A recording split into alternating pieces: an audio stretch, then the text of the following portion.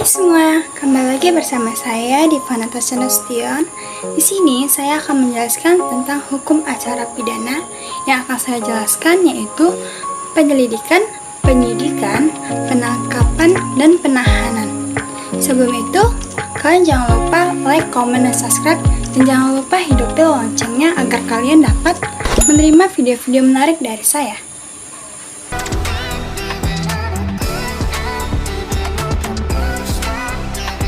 Baik, di sini saya akan menjelaskan terlebih dahulu tentang penyelidikan. Penyelidikan dalam tindak pidana adalah suatu proses atau investigasi yang dilakukan oleh penyelidik dan para penegak hukum dalam rangka mencari bukti dan informasi untuk mengetahui suatu tindak pidana yang terjadi. Tujuannya adalah untuk mencari tahu, mengumpulkan data-data dan bukti-bukti yang ada agar dapat mengungkapkan kejadian sesungguhnya dan mengungkapkan siapa pelaku dalam tindak pidana tersebut.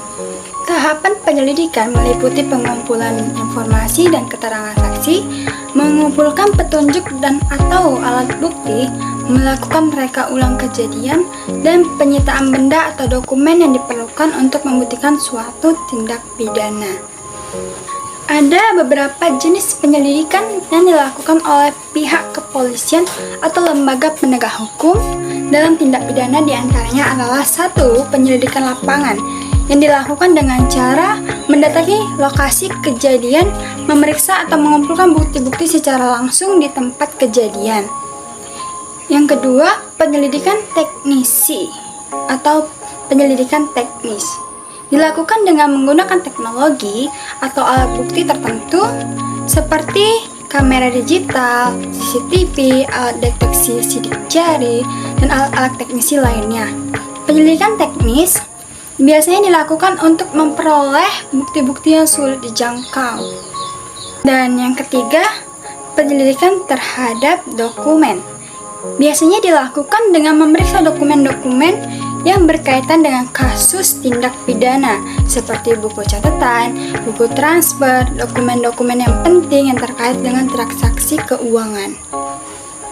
Keempat, penyelidikan penyamaran yang biasanya dilakukan dengan menggunakan modus atau penyamaran untuk mengumpulkan informasi tentang pelaku tindak pidana dan lingkungan sekitarnya. Misalnya, penyelidikan berpura-pura menjadi pelaku atau rekan kerja dari pelaku untuk memperoleh bukti-bukti. Yang kelima, penyelidikan terhadap identitas pelaku yang biasanya dilakukan dengan memeriksa identitas pelaku tindak pidana seperti kartu identitas, nomor telepon, dan alamat rumah. Dan yang terakhir yaitu penyelidikan akademik yang biasanya dilakukan dengan melakukan studi terhadap literatur atau dokumen-dokumen yang berkaitan dengan tindak pidana seperti undang-undang, peraturan, dan kasus-kasus sejenisnya. Oke, demikian itu tentang penyelidikan yang saya jelaskan. Selanjutnya, saya akan menjelaskan tentang penyidik. Check it out. Baik, saya akan melanjutkan menjelaskan tentang penyidikan. Penyidikan dalam tindak pidana adalah suatu proses investigasi yang dilakukan oleh para penegak hukum seperti kepolisian atau kejaksaan untuk membuktikan suatu tindak pidana yang dilaporkan atau terjadi.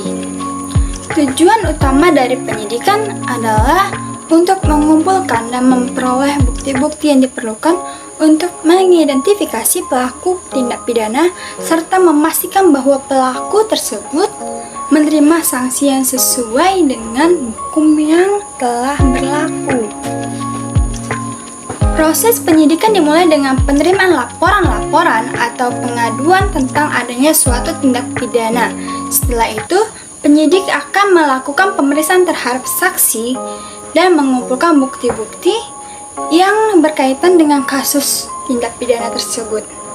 Selanjutnya, tahapan penyidikan meliputi pemeriksaan saksi dan bukti serta tindakan lainnya yang diperlukan untuk membuktikan kebenaran tindak pidana yang terjadi.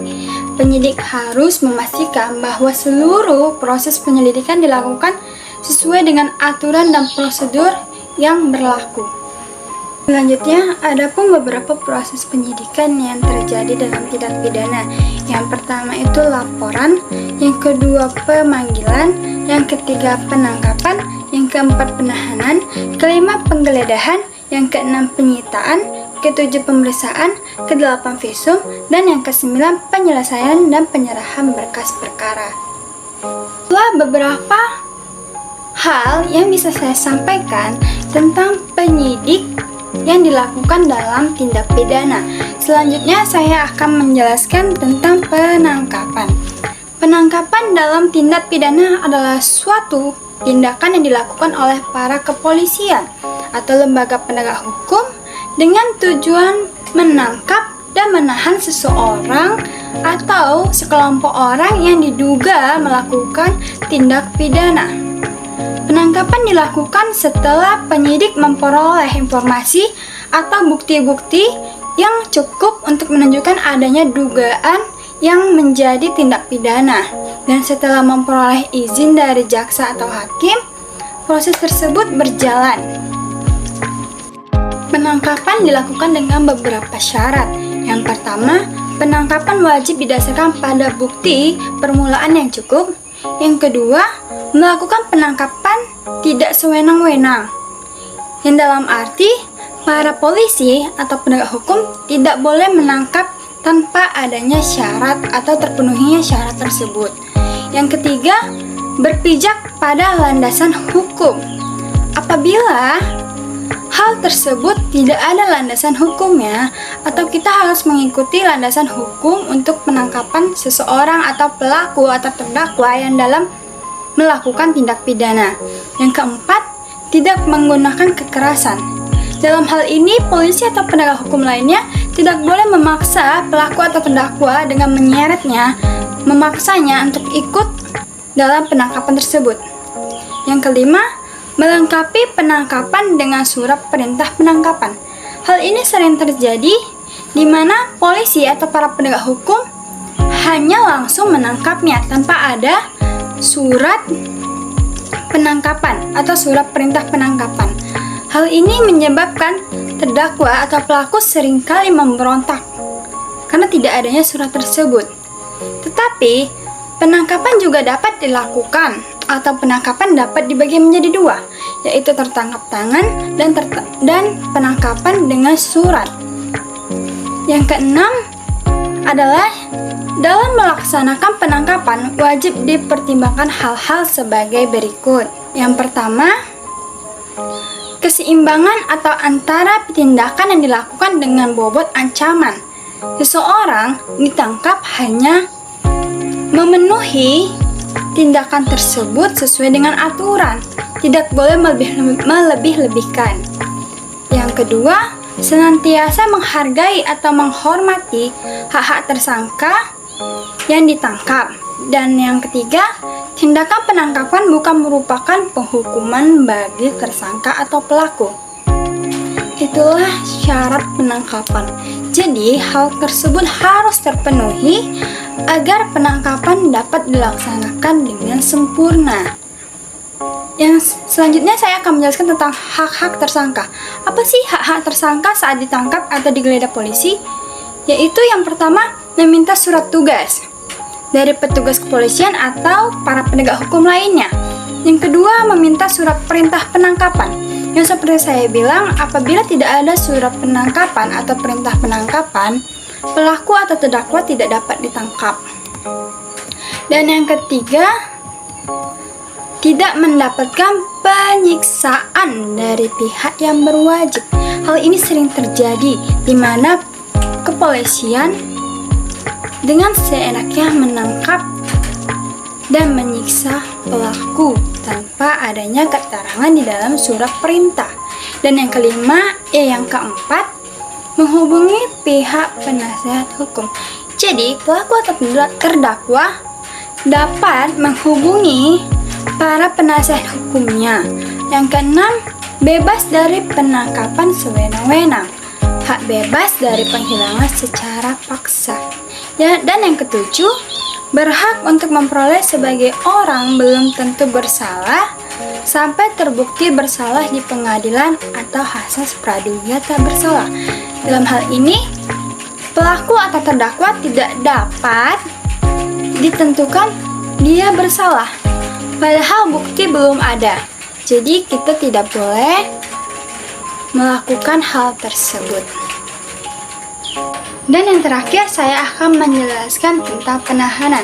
Menurut pasal 1 angka 21 KUHP atau Kitab Hukum Acara Pidana, penahanan adalah penempatan tersangka atau terdakwa di tempat tertentu oleh penyidik atau penuntut umum atau hakim dengan menetapkannya dalam hal serta menurut cara yang diatur di dalam undang-undang ini.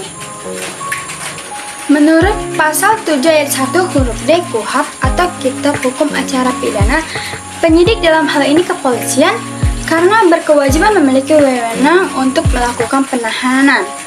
Penahanan itu sendiri dibagi-bagi berdasarkan kepentingan. Menurut pasal 20 KUHP, membagi penahanan menjadi 3 bagian. Pertama, untuk kepentingan penyidikan. Dalam hal ini, tersangka atau terdakwa diwajibkan untuk melakukan penahanan agar penyidikan ini dapat berjalan dengan sesuai peraturan atau berjalan secara langsung. Yang kedua, untuk kepentingan penuntutan. Tiga, untuk kepentingan pemeriksaan hakim di persidangan.